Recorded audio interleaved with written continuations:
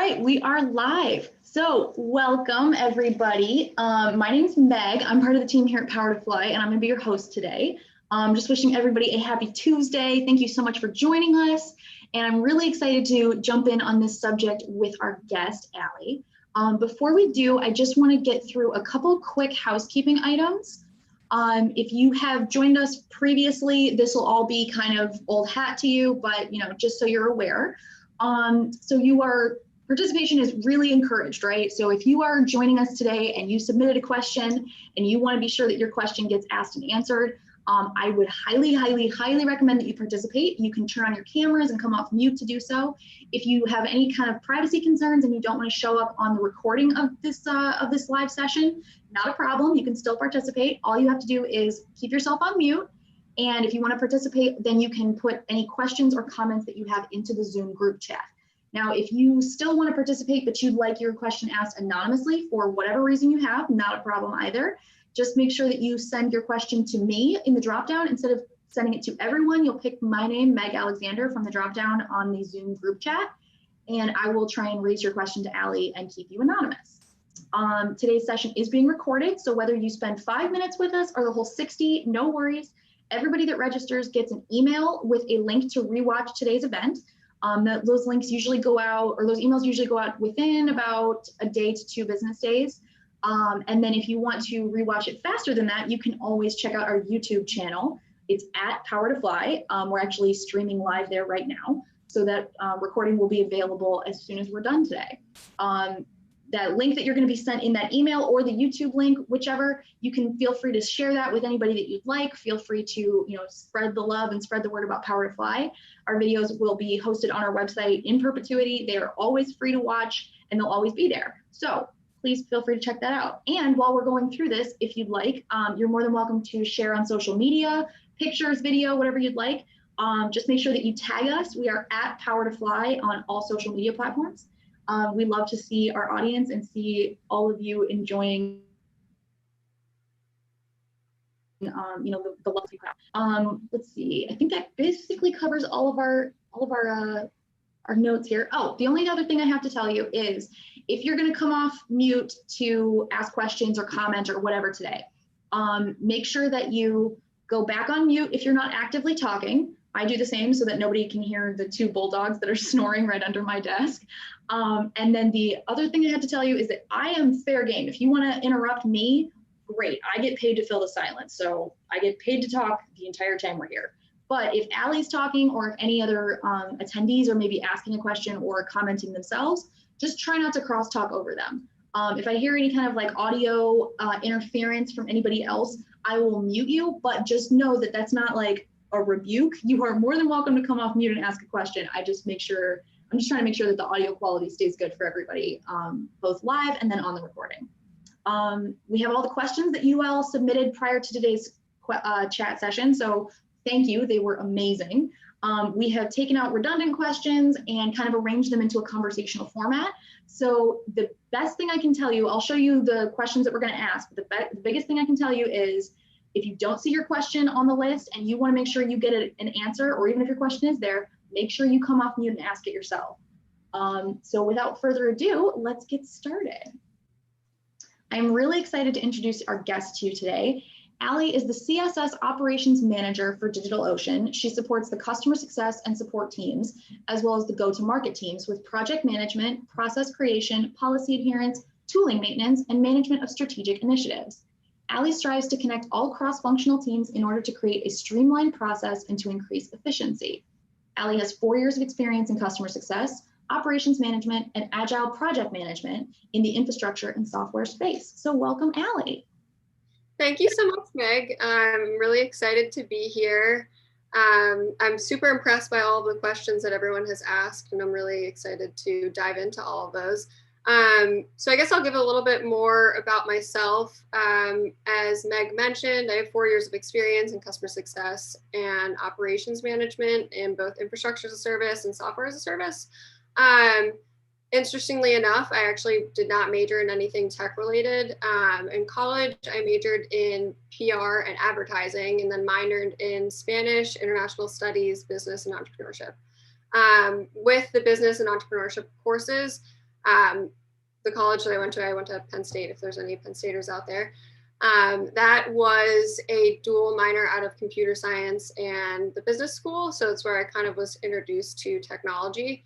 And out of college, I went to a very large tech company. I was in account management, business development, and then went into field sales, which was super interesting. Got introduced to DigitalOcean through some of my customers, actually. They were working with the previous company that I worked at, and they were also working with DigitalOcean.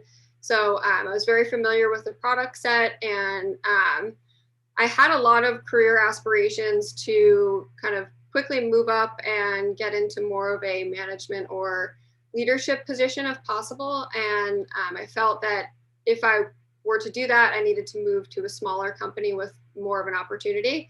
So I moved on to DigitalOcean and directly into customer success there. And now, like Meg mentioned, I'm in operations management, and then I manage some of our strategic programs at a higher level at DigitalOcean. So that's more about me. Happy to answer any questions about myself. Awesome. Thank you so much for sharing that, Allie. No problem. All right, so as we get started in here, the one thing I do want to touch on before we continue is that you can follow DigitalOcean on PowerToFly. I'm putting a link into the chat right now where you can check out their company page. It's going to have their open jobs. It'll give you more information on who DigitalOcean is as a company. And what you can do on that page, there's going to be a pink follow button. If you hit that follow button, it's going to make you part of DigitalOcean's follow network. Doing that does a couple great things for you as a job seeker. It alerts you when DigitalOcean posts new roles or when they participate in events like today, like our virtual job fair or our mini summits, or if they have more chat and learns coming up, it'll let you know that. And it's also really great, especially if you check out their open roles and don't see anything that would really suit you at the moment. That way you can get an alert when they post new roles and without having to keep coming back and checking their page. So it's a really great way. It kind of functions as like your friend at the company that's like, hey, they're looking for this person, or they're looking to fill this role now. The other thing it does is it tells the DigitalOcean team and PowerToFly talent advocates, like what I used to do, that you are very interested in working for DigitalOcean. So in case DigitalOcean is like, hey, PowerToFly, we need somebody to fill, this lion tamer role, then PowerToFly goes and checks that follow network first to see if anybody that's already interested in working for DigitalOcean might have the skills that they're looking for to fill that role. So be sure to go right ahead and go click on that link I just sent and follow DigitalOcean. You can also unfollow companies at any time. You can follow as many companies as you like on PowerToFly. So please be advised about that cool feature we have, and make sure you take advantage of it for yourself. So as we get going here, I have a couple pages of our questions. Some of our more type A viewers like to take a screen grab here. That'll just give you an idea of the questions that we're going to be asking. I'm going to go to our next page here in a couple seconds, so feel free to grab your screenshots if you'd like. This will give you also an idea of roughly the order that we're going to ask these questions in. So I'm going to go to the next page, so that if maybe you have a question, but it doesn't really fit in with what we're talking about at the moment, then you can know that, like, oh, well, it'll fit when they ask this question in like a couple slides. All right, so I'm going to go to the last page. This is our last round of questions. We do have a rapid fire round. Hopefully we'll have time to get to that, because it was one of my favorites. I was able to combine a lot of people's questions kind of into one like rapid fire round that we're going to go through. So, Allie, to get us started here, this person had asked, what did you find was the most difficult part of building your network from the ground up? That's a great question. So as I mentioned before, I am fairly new out of college, and I've moved from different positions like customer success, account management, into operations. One thing that I didn't mention before, I am super type A and super organized, and I think that is kind of what made me gravitate to more of the operations and project management field. I'm also very passionate in different types of project management. So I'm a certified Scrum Master. I've taken courses in the PMP. I've taken courses in Kanban and SAFe. And I think that's kind of helped me add to my resume and just my different certifications. But so I think the most difficult part of building my network from the ground up was kind of trying to provide value when you don't have much on your resume. So I'm sure most people have internships in college, or maybe their first job out of college doesn't really give them the opportunity to kind of manage a large project or get in front of higher up leaders at a company.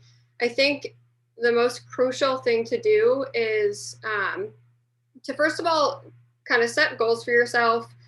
They don't have to be super long-term goals. For myself, when I started my career, I kept saying, oh, I want to be a VP at a company in a few years. I want to maybe start my own company in a few years, which isn't super realistic, but kind of breaking down those goals into more, and this is where you hear my agile, more incremental, small components is a lot easier. And then trying to find a mentor or an advocate for you or a professional ally within your company is super important. Once I kind of established that and started to just hop into every opportunity that I can for a different project or a different initiative, I kind of tried to latch on to people that were either working on those projects or were leaders in those orgs, and then shadowed them and kind of reoriented my goals to be more aligned with some of those leaders that I was latching onto. And then I think that really helped me build my network. It is definitely difficult, like I said from the beginning. If you're right out of college, you don't have that much experience unless you've had a laundry list of really good internships, but that's not always the case for everyone. So I think at least in your first career, you need to find your mentor, a mentor that makes sense for you, for your goals, and then definitely finding an advocate within your company where you can kind of lean on and have that person be a sounding board for you. Yeah, I think that's super important. And also, one other thing to add is I think diversifying your mentor and your advocate or ally within your company is important. I think having two different types of opinions and maybe someone to go to for your career path and then someone to go to for like your professional goals or your long-term goals can sometimes be two different people. And I think it's good to kind of hear different opinions and hear different suggestions to kind of mold what your plans are and what your goals are going forward.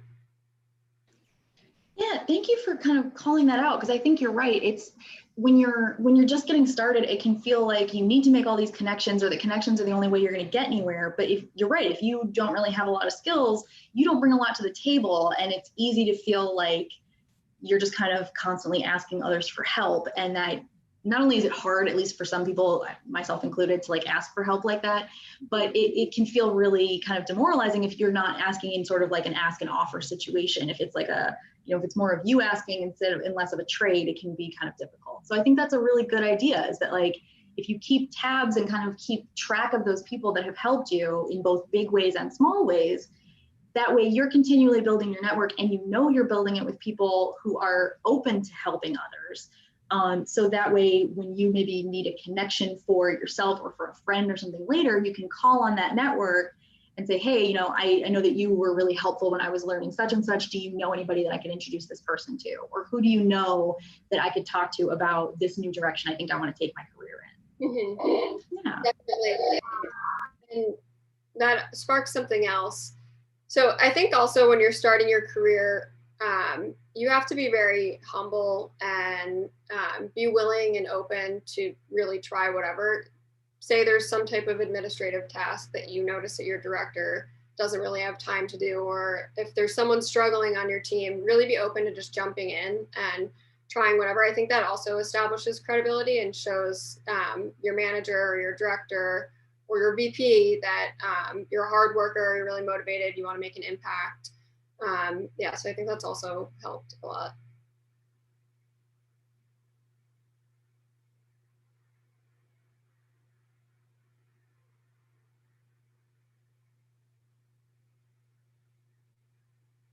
I actually think you're on mute, Meg.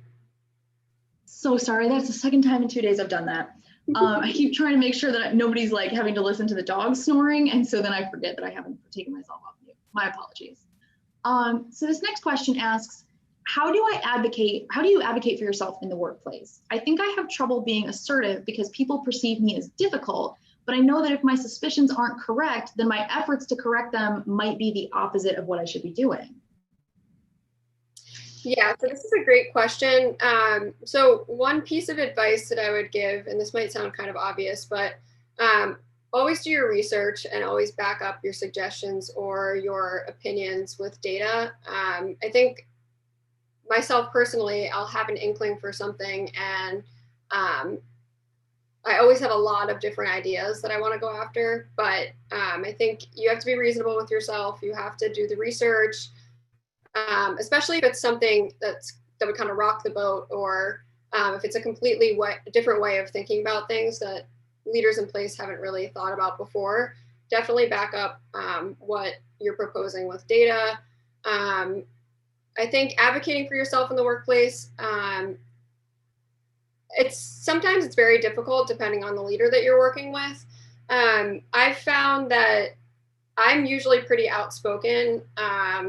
And I wouldn't really say that I'm an extrovert by any means, but I'm usually very outspoken, especially if I'm passionate about something. And that is sometimes difficult. It definitely, in different situations, I think I've been seen as a little bit aggressive or a little too assertive. But I do think if your gut's telling you something, you're usually right. And if you're doing the research, you have the data to back what you're going to go to your leadership or your manager about, then if you think it's worth pursuing, then stay true to yourself and go after what you're advocating for. You have to stay true to yourself. Don't back down to what other people are thinking. And don't let that get in your head. If you feel like you're being too assertive, or people are thinking that you're too assertive, or that you're being difficult, I think that's kind of easy to let that kind of eat at you. But if you know that your suspicions are correct, or if you know that something is going to make an impact, or in different situations and more negative situations, if you know that something's a serious problem, then you definitely should be going after it. And don't let other people labeling you as difficult affect your psyche or stop you from going after your dreams. You know, I think you made a really good point there. Oh, go right ahead. Sorry. Yeah, I really want to jump in on that because I think everything that I'm hearing, oh no, someone just started vacuuming. I'm so sorry. I like everything that you're saying, but I'm hearing something that I hear a lot from women, which is this is how I defend myself. And I think that's good. And you're clearly very intelligent, but I would like to know, along with this, what are your strategies to hold everyone else in the room accountable to have to do the same amount of work, right? Because typically women are having to overcompensate and have to do the extra research in order to be shown as the like SME in the room, even if they're literally hired for it. So I think I'll go with you after one last note on that. I screenshotted from the pictures, like, how do you, from the questions, like, how do you deal with difficult personalities? And then it was like, in men. And I took a screenshot of that and I sent it off to someone who does not work in tech. And I was like, welcome to my field. So yeah, I think that sort of speaks to, maybe it's not about I need to project confidence or competence that I clearly already have. How do I make other people actually measure that against someone else's competence so that I get the job? Yeah, that's a really good point. And that's definitely something that I've encountered a lot. You're definitely right. And I'm not sure if you are the person who wrote in the chat, but someone wrote in the chat saying, do men justify themselves with data? I think you do need to hold yourself and hold others accountable to the same amount of work. I know not on my current team, but in former positions, a lot of blanket statements or assumptions were made in different scenarios. And like I said, I would try to back things up with different data or showing different reports or just showing proof of what I was trying to assert. Whereas others would just make statements and say, well, I know this because I know this, or I know this is going to work just because I think it's going to work. And that's not always the case. And I think you kind of hit the nail on the head. I think you should be challenging your other colleagues and ask them, well, why do you think this? Like, where are your receipts? Like, are you just making the statement, or what's the long-term impact? A lot of what I'm doing right now in operations has to deal with revenue projections, team performance, sales performance, customer success. When we're trying to change a strategy, or someone has kind of a pivot in their ideas of how sales should be working, how customer success should be operating, I always follow that up with, like, what monetary value will this pivot in strategy provide the company? Are we just doing this because we think this is a good strategy, or do you really think this will make an impact? And try to break it down into, I keep saying, providing data, but asking that to your teammates. I am always asking my teammates, how do you know?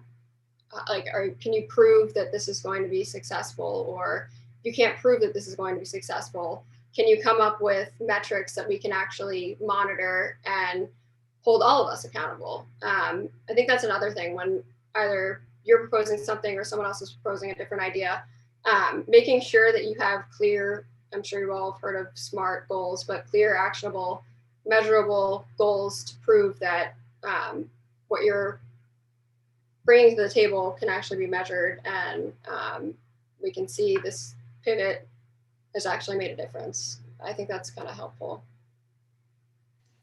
I see Megan Wilson has her hand raised. Would you like to come? So I just kind of had a question. So I've heard the advice, back up your opinion with data, and I think it's a great idea. I come from like a pure computer science background. I don't actually have a whole lot of I guess like education in business, and so I don't really know, like, where do you find those metrics? Like, where do you look for those? And I apologize if this is just seems like a dumb question, but like, I'm not really sure like what metrics are important to like to be looking for. Where are the best sources of that? Yeah, so that's a good question. Definitely not a dumb question at all. I think in my position, it's a little bit, I guess, easier to see concrete metrics. Like, my day-to-day, I'm always looking at different Looker reports or Salesforce reports. And when you're dealing with revenue, it's obviously pretty black and white. And all teams almost always have some type of performance metric. Or if you're looking at marketing, different types of lead generation or campaign KPIs. And for that, like, I think a lot of the conflict or the different ideas that I come across, like I've mentioned, changes in strategy, they seem like they're very short-sighted and they don't really connect to a long-term goal. So that's why I usually am looking at different revenue metrics, and just like in terms of marketing campaigns, how many clicks, how many opens, if it's geared towards a certain product, what's the product adoption after that campaign? If we're suggesting to market a different product to a different user set, then like, can we look at the historical data and show this campaign was really successful, this had this type of impact on our customer base and our product permeation? And those are some of the metrics that I look at. I think it would be a lot more difficult in computer science, but if your company even has overall goals that they publish on their website or on internal sites, then I think that's a good place to start. And then, yeah, from there, maybe consult a manager, consult some of your colleagues, or even look at your personal goals within your job description. I think you made a really good point there at the end too, when you're talking about consulting, you know, with like your coworkers or with your manager. When you're looking for things like the question had posed, make sure that the people that you're asking are people who you respect their opinions. Because like if you're asking people whose opinions you wouldn't respect on other subjects, then why are you bothering to ask them for their opinion on this? But then the other half of that equation is to like really listen to the answers. Don't just react. Like if you're asking, like, I remember going to law school and one of the things they drill into you is never ask a question that you don't already know the answer to. Well, if you're asking this question, you shouldn't really have an answer in mind of what you want them to say. You should just be looking for that feedback, because you might hear from one person like, yeah, you're kind of difficult to deal with. But then you might hear from 4 others that say, no, I don't really think that that's a problem at all. So if in terms of gathering data as it relates to this question, you really want to cast that wide net, or at least as wide as you can, but like make sure it's from valid and reputable sources. Make sure it's from people that have knowledge of what you're talking about or the situations, and people that can maybe speak to, well, yeah, maybe in that one situation, but the extenuating circumstances were X, Y, and Z. And so overall, no, I don't think you're that difficult. Or if they do come back and say, yeah, you're a little difficult, and maybe there's things you could do to work on that, that's when you can then send your research further afield and look and see, okay, well, if people around me perceive me as difficult, what are some ways I can like work on to improve that, so that I'm wasting less time trying to make my ideas heard and spending more energy on actually enacting those things, or making the changes that you want to make in a work sense. Mm-hmm. Yeah, that's a really good point. And that's why, if I'll bring it back to one of the first comments that I made, having a mentor and then also having an advocate within your company, those will provide you different perspectives. On my current team, I'm really lucky to have a bunch of teammates that are very open to listening to each other. And I think some of our most valuable conversations are kind of when we're just ping-ponging different ideas and saying, well, this maybe wouldn't work, but how about we frame it this way? Or what do you think about this? Or like in a constructive way, like what would you critique about this, or what would you change? But I know that's not always the situation. And definitely for myself, I've been on teams where that respect is not always consistent. But then I think if you are able to network outside of different teams within your org or with different orgs within your company, then you can find just different perspectives that way. Thank you for that. Okay, so to keep moving on our questions list here, this person wanted to know, what's the most unfair question or response you've received from a senior leader, and how did you overcome that situation? So that is a great question. I have 2 different examples for this. So in a prior position, I was on a team that was almost all women with different backgrounds and different skill sets, but everyone was super intelligent and supportive of each other. But most of the other teams that we worked with were all men.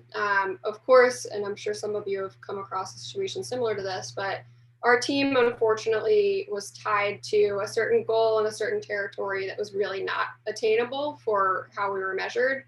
But of course, other teams kind of looked down on us and made comments like, oh, our team is just not capable. Oh, it has nothing to do with their territories. It has something to do with them personally, which is really hurtful. One thing that I'll say is, if you're in a situation like that where you kind of constantly are brought down, or people constantly kind of make assumptions about you or your team, I think you really have to do some considerations about your career and how much that affects you personally. If something like this is affecting you day in and day out, and it's something that you don't think you can overcome in the current company that you're at, or if it starts to kind of make its way into your personal life, I think that's when you need to think long and hard about making a pivot to maybe a new company and starting new there. Another, I guess, example that I have was I made an observation, or had an observation about something that was going on with a different team, and I really personally felt that it was detrimental, not to just one team, but multiple teams, and would have a large impact on multiple people within the organization. So I had reported my observation, and a leader that I had worked with actually said, oh, she only raised this concern because she wants recognition. That again was super hurtful for me. I by no means wanted recognition or attention. That was not my agenda in reporting something. But I thought it was super important and I thought it needed to be addressed. So I overcame that situation by one, I mentioned this before, but I really tried consciously to not let it get to my head. I also try to really separate my personal life and work. So when I log off, I want to log off. I don't want to look at Slack. I don't want to look at my email. I don't want to let that disrupt the rest of my day, my downtime. I also, like I've mentioned before, I consulted my mentor about that. I consulted my allies within the company about that and asked them, what would you do in this situation? How would you handle this? I didn't want to do anything rash. I didn't want to say anything rash, but it was great to hear other people's opinions.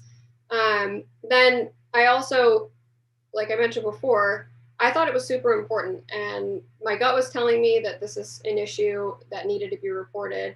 I didn't want to change my opinion because I was given negative feedback. I think karma has its way. If you feel like something's really important to raise, then I would definitely raise it, but consult your mentor. If you feel like you have a good relationship with your manager or higher up, consult them, consult your mentors. And then once you have, if you received negative feedback like I had in that one situation,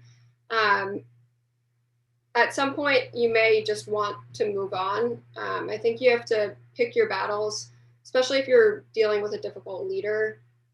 Some things are just not worth going after.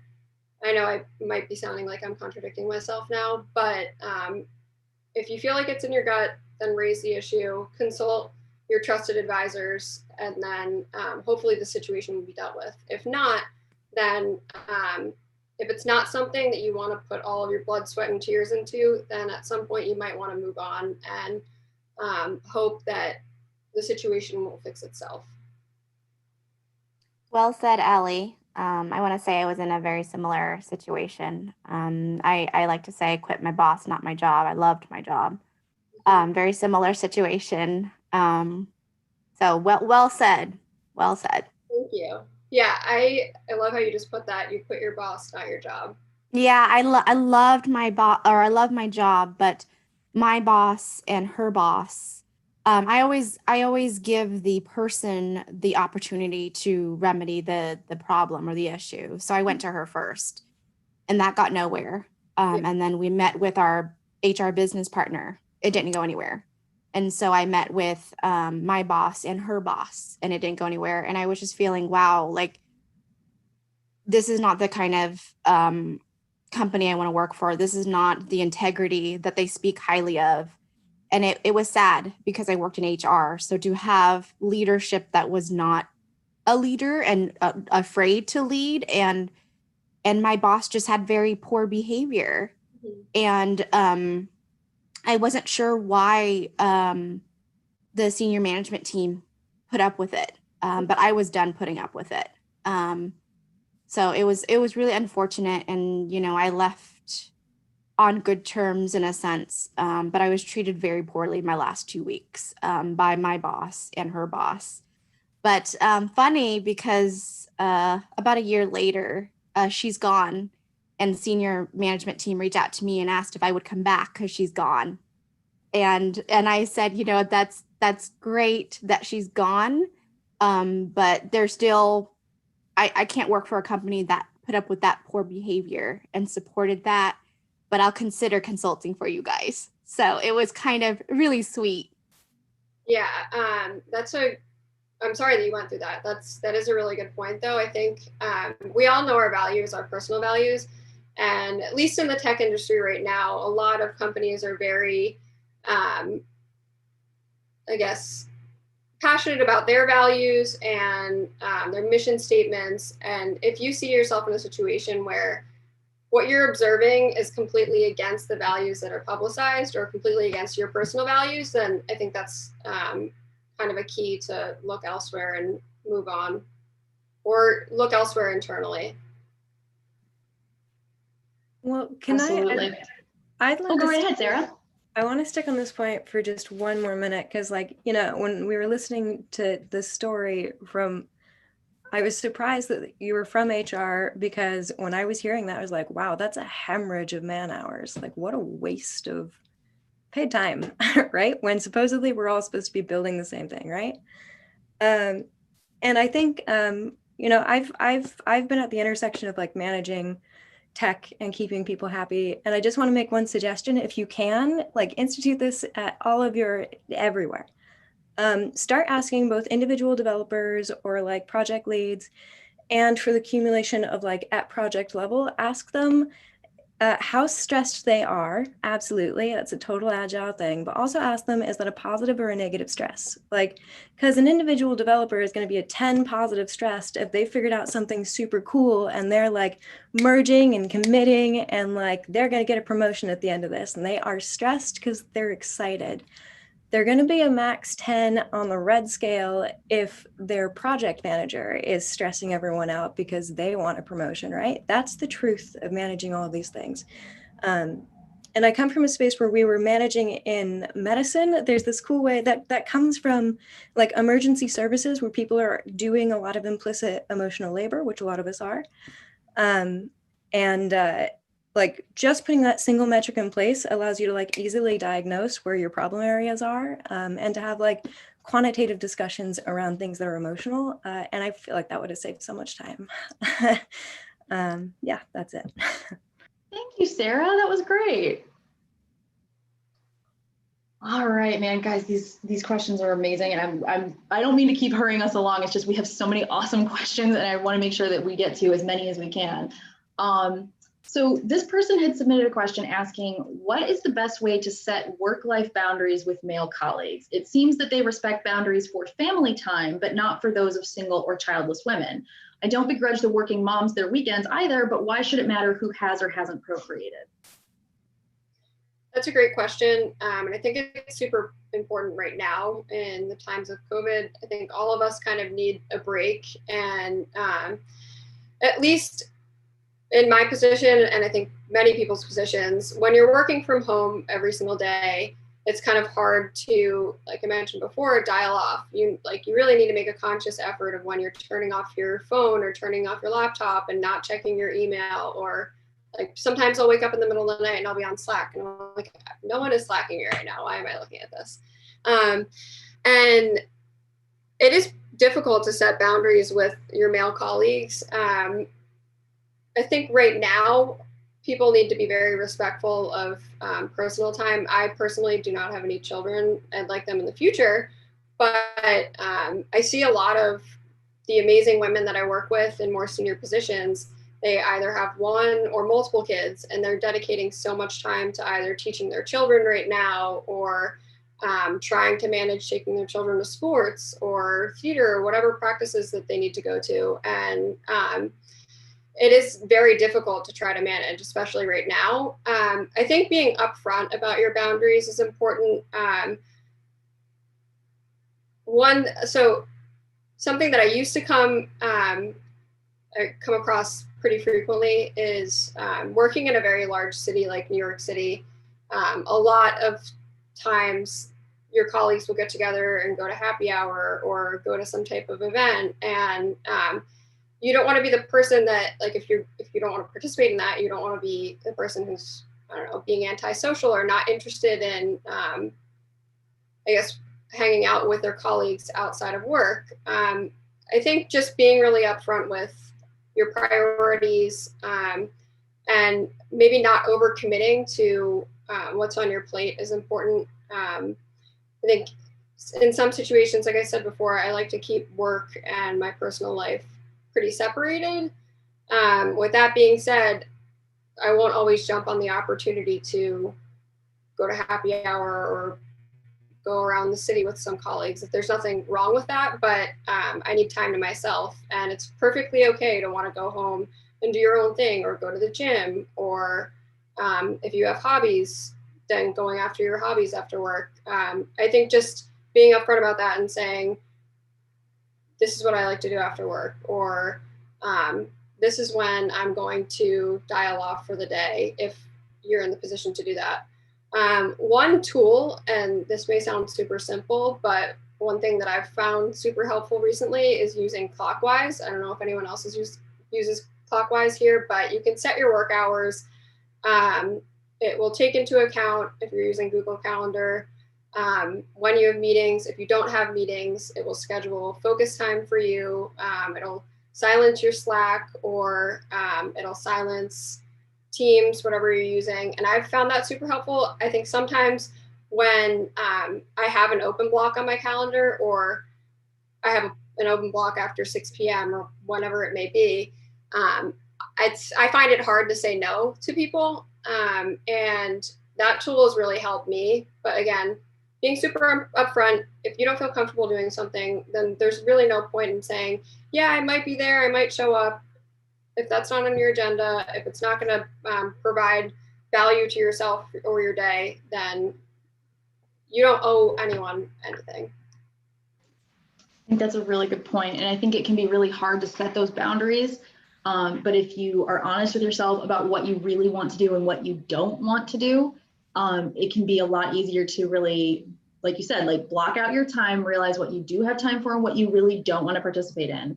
And then that gives you more of a firm starting ground when you go to say like, well, I understand that you want everybody to participate in such and such, on the weekends or after hours or whatever, whether it's, an actual task or if it's, kind of like esprit de corps, like team building, whatever. But that's a really good way of saying like, thanks, but I have these other demands on my time. So unless it's during work hours or it's mandatory, I unfortunately can't go. I'd love to, but I can't. So for me at least, being able to say like, lean on my schedule and say like, well, I'm sorry, I have something going on during that time, I can't move. It just makes it a lot better, a lot easier for me, and I feel a lot less guilty. And then I also want to direct everybody, if you are curious about how to kind of break that overcommitment cycle, we are doing a chat on that tomorrow afternoon. I put the link to it up in the Zoom chat. So please feel free to check that out. Or if you can't make the time, register for it, and then you'll get the rewatch link once we're done recording. So that way you can watch it at your convenience. Okay, so this person had written in asking, as an introvert, I try to be more outspoken, but it doesn't usually feel natural. What are some good metrics to keep track of so that my perception is based on both logic and emotions?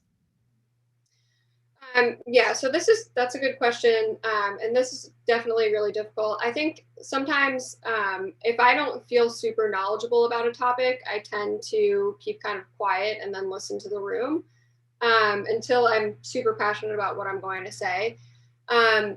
One tactic that I've used is just writing down all of your thoughts on paper first before speaking. And that doesn't mean if you have an idea, then not to voice it. I definitely think you should voice it if you feel comfortable. But for me, sometimes I feel kind of anxious if I'm in a room with, say, executives or other colleagues that are more specialized in certain areas. So what I like to do is I like to write down all of my thoughts first, kind of group them together. If there are different themes, then definitely kind of group together a theme and then speak up.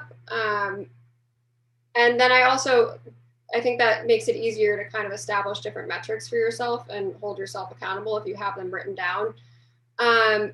Also, I kind of mentioned this before, when you're outspoken and if other colleagues think that you're being difficult or too assertive, I think you kind of have to weigh out, so will this make an impact like I mentioned before, or am I just kind of speaking out of emotion right now? And I think kind of like recalling those thoughts, kind of having an internal dialogue with yourself is helpful. Especially if there's something that you're experiencing that is super frustrating. I think kind of taking the time to yourself, thinking about your thoughts, writing it down, playing it back to yourself first before voicing everything is helpful. I know I've been in situations before where I've just kind of wanted to blurt something out because it's top of mind, but really like planning it and then being more strategic about it kind of gets you farther. And I think if you can take the emotion out of it, especially when dealing with leadership, that usually gets you to where you want to be. I think that's a good idea and a good way to plan and move forward. I mean, it sounds like this person is trying to make sure that they speak up more, but like quantity is not always quality. So making sure that, kind of picking your moment of when you speak out, plus remembering that like coming up and bringing out your ideas doesn't always need to happen in the moment to really count towards something like this. you know, you could come up with ideas, like you said, like jot down ideas as you're thinking during the meeting, and then take them up to, you know, whoever was asking the questions or whoever your direct report is afterwards and say like, hey, this is some of the stuff that I came up with. I'm not sure if it'll work, but, you know, here's the ideas that I had. Definitely. I think one thing that I want to note that I've struggled with a little bit is being the loudest person in the room doesn't mean you're always the best person at your job. And I think for me, in a lot of situations, I've been a little bit passive and I've kind of sat back, and I've noticed that the loudest people in the room are actually not usually the most effective or the most motivated or the most willing to jump in and actually execute on a project. And I think just knowing that, and Meg, kind of what you just said, if you have the ideas and if you don't feel comfortable speaking out in a group, then taking them to your manager or whoever you're working with on those ideas, I think is effective. And I always think, keep in mind that your work will speak for itself. If you're doing a good job and if you feel comfortable with your work, then your managers will notice that, and leadership will notice that at a certain point. And again, the loudest people in the room are not always the most effective. For sure. All right, so this question got raised in the chat as well, so I wanted to make sure we touched on it. This person written it and saying, much of the advice around office bullying tells you to go to HR and document everything. Are there any alternatives when the situation is being willfully ignored by leadership and my location and finances prevent me from finding employment elsewhere? The bullying is in the form of put downs in meetings, uncollaborative behavior, and not acknowledging the good work I've done while outwardly praising male development teams. Mm-hmm. Yeah, that's a really tough situation. And I love the way how Jane put it earlier with your example. So one thing I do think, going to HR, and it depends on your company. I've been at companies where going to HR is the last resort. And you can go to your manager. You can even consult your manager about going to HR. And there have been situations where management says, no, don't go to HR. This isn't something that I see as super severe. And that kind of just perpetuates the situation and makes things worse. I think I'm super thankful right now to have an awesome people business partner at DigitalOcean that really takes into consideration my thoughts, my challenges, my concerns, and acts as a kind of sounding board and listens to all of that feedback and then kind of provides me with next steps going forward. But I think that's kind of best case scenario. And like I mentioned before, I've not always had that situation at hand. So I do think you should always be documenting things. Like I said before, have your data present or have your receipts. And when you do consult management, I do think a first step, if you have an open relationship with your manager, then at least kind of give them a heads up, gauge what their perception is of the situation, and then also definitely going to your mentor, going to your advocates, kind of with maybe abstracting if it's a certain person from the situation, but kind of gauge how they would manage the situation. And then I would even go as far as, if you really think that finance is preventing you from going elsewhere, I would look at your state laws, your employment laws, and consult that. If you do have an internal legal team, or if you have maybe a friend with a legal background, maybe consult them for some advice. I was definitely really surprised by some of the behavior that I've experienced in the past. And New York City, for example, has great employment laws and anti-harassment laws. So kind of keeping those tools in your back pocket, I think, is very helpful. And yeah, I think if you feel that HR is kind of ignoring your situation, and that if your leadership is ignoring the situation, then, and you really are kind of stuck where you are because you can't seek employment elsewhere, you should probably seek legal advice if that's possible. I think it's also really good to note that, you know, in this time right now, granted, COVID is affecting a lot of people and a lot of industries very differently, But this is a situation where you've got a lot of employers that are far more open to hiring remotely or hiring, like in hybrid roles or anything than they've ever been before. We're honestly seeing this on a huge scale. So keep your eyes peeled. Keep looking out for remote opportunities, because like I know what it's like to kind of live in an area where there aren't any really cool businesses to work for. There isn't really anything that you'd like to do, or not really a lot of options. So absolutely, keep your options open, keep looking, and keep realizing, come up with that list of like what is an absolute must-have for you and what's really a luxury, so that when you have the opportunity to jump ship, maybe something will come along that maybe doesn't pay as well, but if you're far less stressed and far less beat down by it, it might be worth it to kind of make a jump. Jane, did you have something to add? I would like to ask the person. I would like to ask the person who asked this question to reach out to me personally. I would love to help find them a different job so that they don't have to deal with bullying. I have a lot of people in my network that I feel like is possible to maybe help them find a different job. Awesome. Thank you so much. I invite the person who asked the question to just reach out to me personally. Thank you. Awesome. Yeah, you should be able to, whoever asked this, if you're on the line, you should be able to message Jane directly. You can pick her name from the drop-down list in the Zoom chat. Okay, so let's move on to another question. This person says, in the current remote work setup due to COVID-19, how do I make myself more visible without it feeling forced? In an office environment, they can see me being involved and participating with the team, but within the limitations of a 1-hour phone call, I'm finding it hard to show value.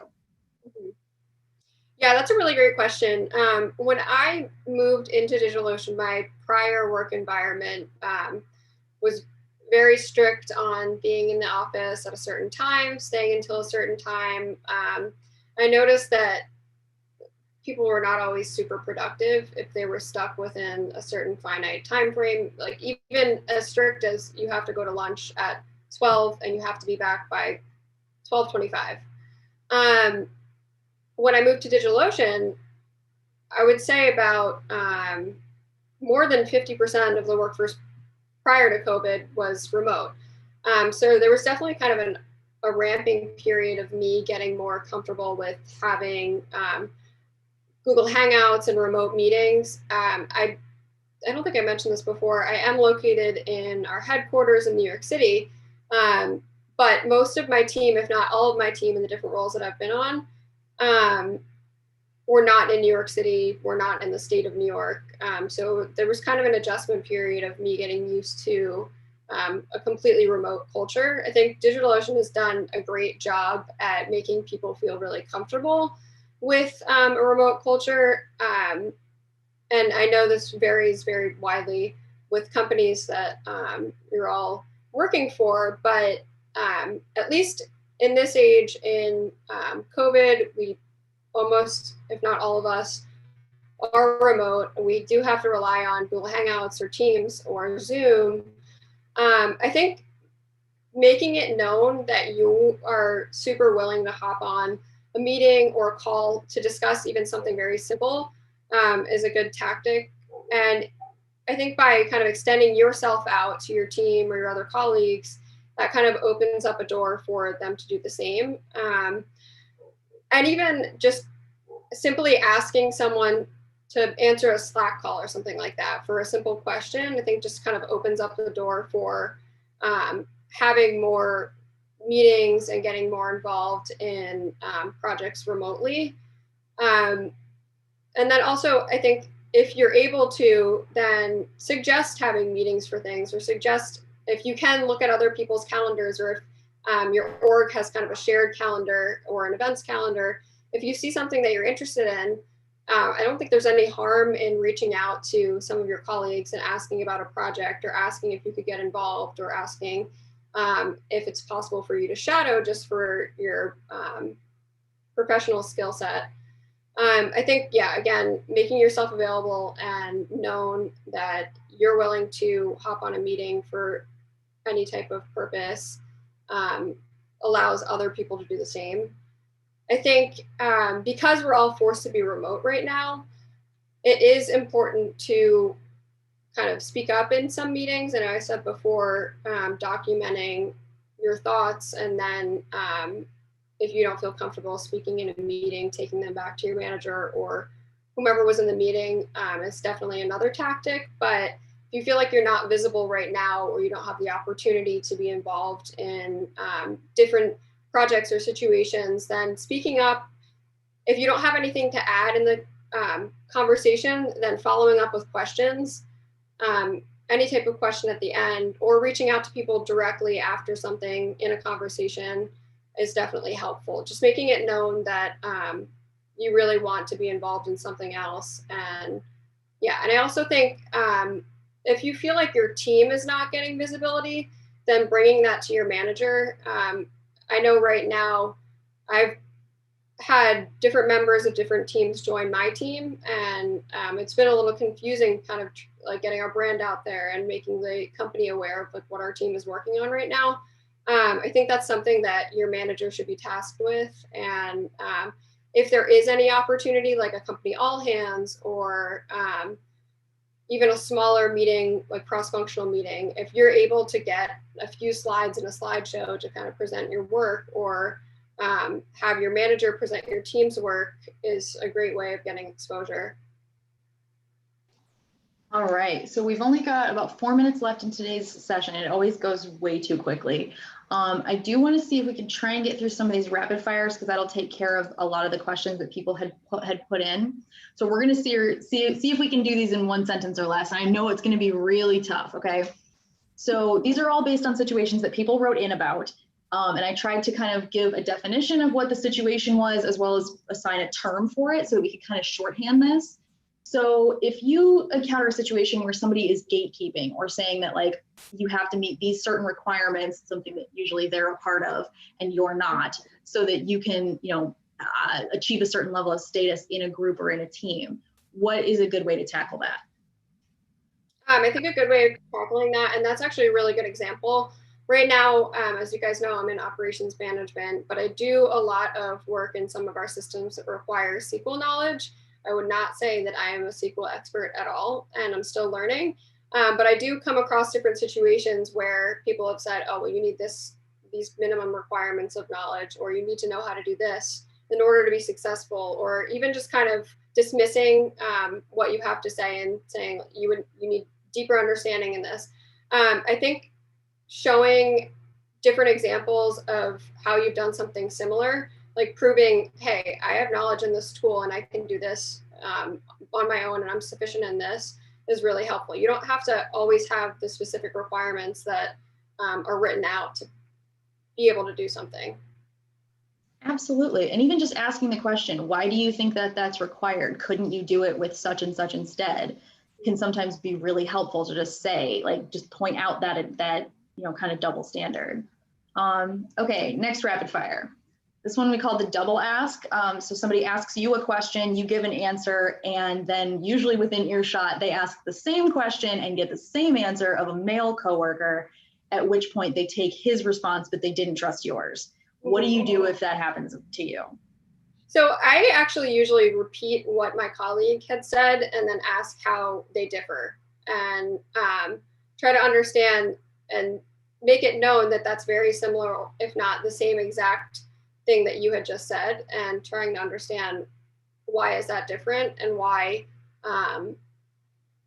is what you said not sufficient enough.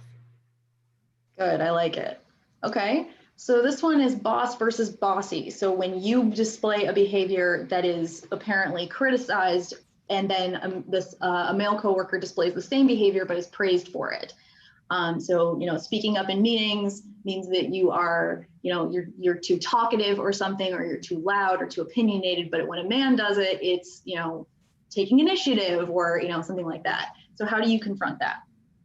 Yeah. So, like I said before, staying true to yourself. If you have something that you think is super important, then be assertive.